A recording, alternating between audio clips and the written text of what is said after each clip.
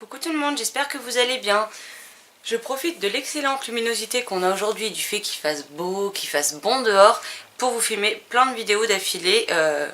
Surtout qu'avec toutes les vidéos pâles, il y a de quoi faire. Donc j'ai décidé que j'allais pas faire une vidéo grand format, grande maison d'édition comme prévu, parce que sinon la vidéo va durer 1 heure.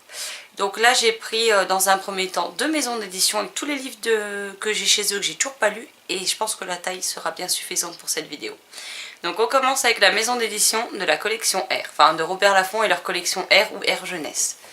Donc on a tout d'abord La couleur de l'âme des anges de Sophie Audouin Mamie Cognan, donc à la collection R, je ne vais pas le préciser à chaque fois.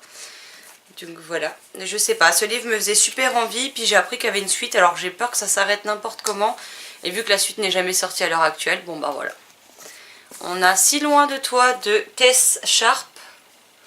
J'aime beaucoup la couverture, mais le thème est assez dur, donc j'ai peur d'être un peu trop bouleversée, mais avec l'arrivée des beaux jours, je pense que du coup ça passera tout seul.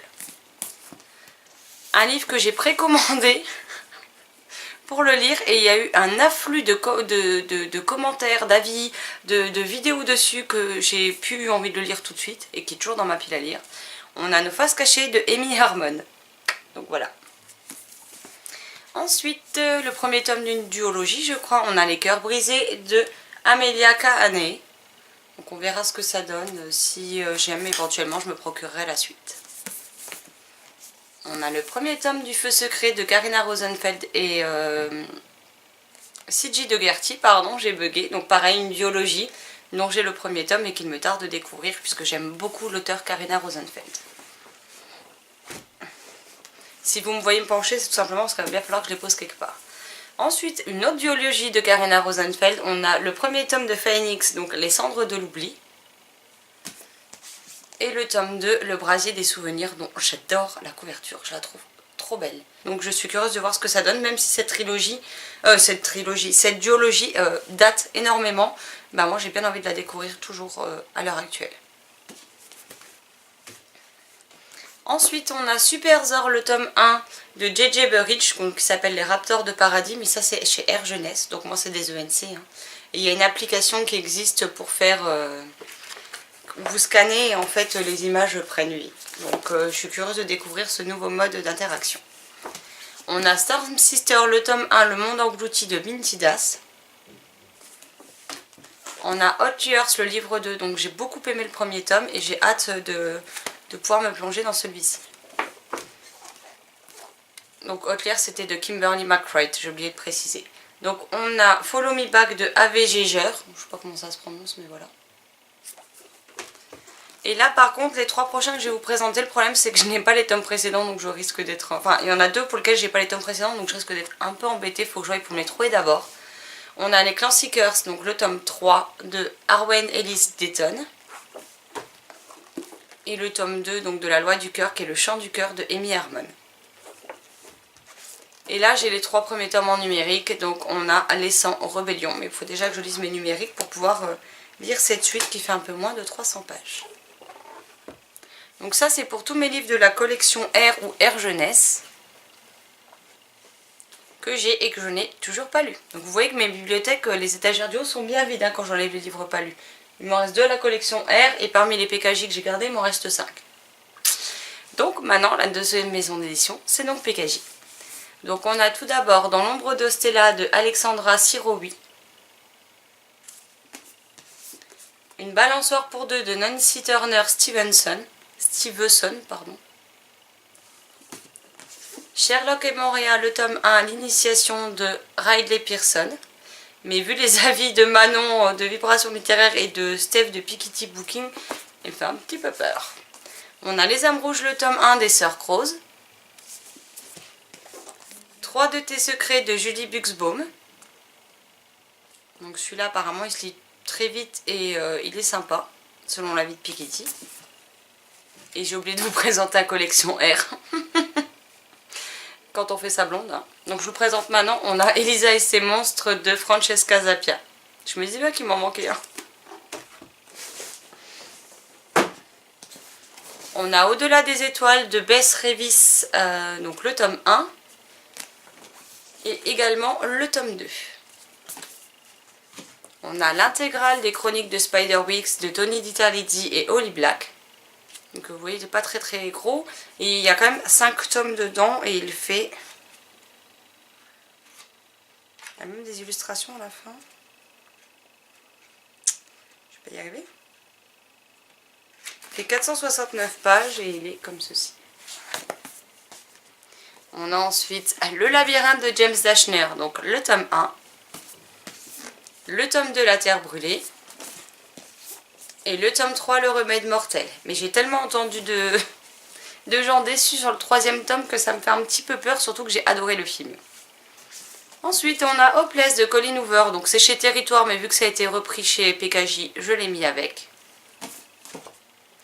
On a Ma raison de vivre, le tome 1 de Rebecca Donovan. Et le tome 2 qui est Ma raison d'espérer. Donc je verrai pour me prendre le tome 3 en occasion parce que je trouve qu'ils sont quand même un peu chers. Et ce sera si j'aime les 2 premiers déjà. Encore un premier tome d'une trilogie dont je n'ai pas la suite et que j'attends de voir ce que ça donne et qui est une belle bricasse. On a La prophétie du paladin de Mark Frost. Donc je trouve que c'est une série de chez PKJ dont on n'entend pas beaucoup parler. Donc moi ça m'intrigue et j'aimerais bien voir ce que ça peut donner. Ensuite, on a 12 ans, 7 mois et 11 jours de Loris Muraille. Donc par contre, je ne sais pas si vous allez voir, mais il est beaucoup plus petit que les autres.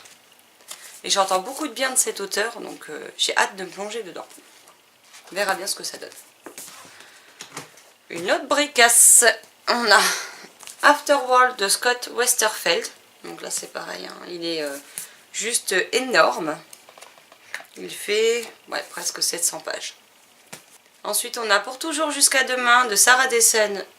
Donc moi, je l'ai dans une édition... Bon, elle est complètement esquintée, hein.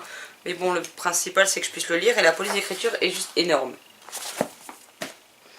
Un autre livre de chez Territoire, mais repris chez PKJ. Donc on a Notre secret de Jessica Warman, qui concerne 2 jumelles. Et on en a une des 2 qui disparaît et l'autre qui se retrouve avec des blessures corporelles qui sortent de je ne sais où. Donc je me dis que ça pourrait être sympa et à voir ce que ça donne. En tout cas, ça m'intrigue pas mal. Un livre que moi j'ai chez France Loisirs mais qui a été publié chez PKJ, donc je l'ai mis avec. Il s'agit de Les Radley de Matt Haig. Donc là, si je me trompe pas, oui, c'est une histoire avec des vampires, donc on verra ce que ça donne. Ensuite, on a Le Père Noël assassiné de Kenneth B. Anderson. Donc j'avais acheté à sa sortie et je ne l'ai pas lu et après cet hiver non plus, donc voilà. Mais celui-ci, il y a quand même un passage qui vous dit attention, certaines scènes peuvent choquer. Donc je pense que c'est pas à mettre entre toutes les mains, clairement. On a 11 tomes d'une saga qui font suite au premier tome que je vous ai montré dans la vidéo Bibliopale. Et donc j'ai tous les tomes. Donc c'est La Maison de la Nuit de PC et Christine Cass. Donc on a le tome 2, Trahi. Le 3, Choisi. Le 4, Rebelle. Le 5, Traqué. Le 6, Tenté. Le 7, Brûlé.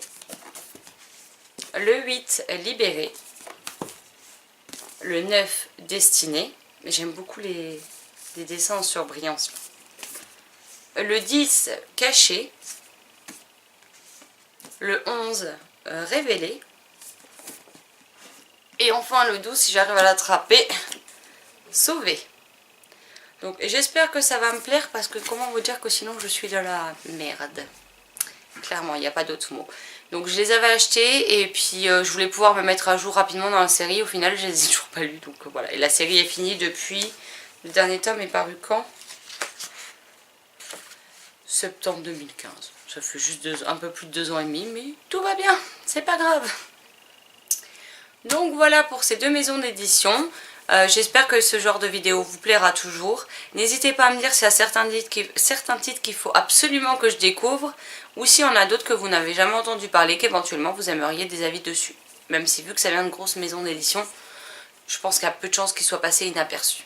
Sur ce, je vous souhaite une excellente journée et de très belles lectures. A bientôt dans une prochaine vidéo. Bye bye.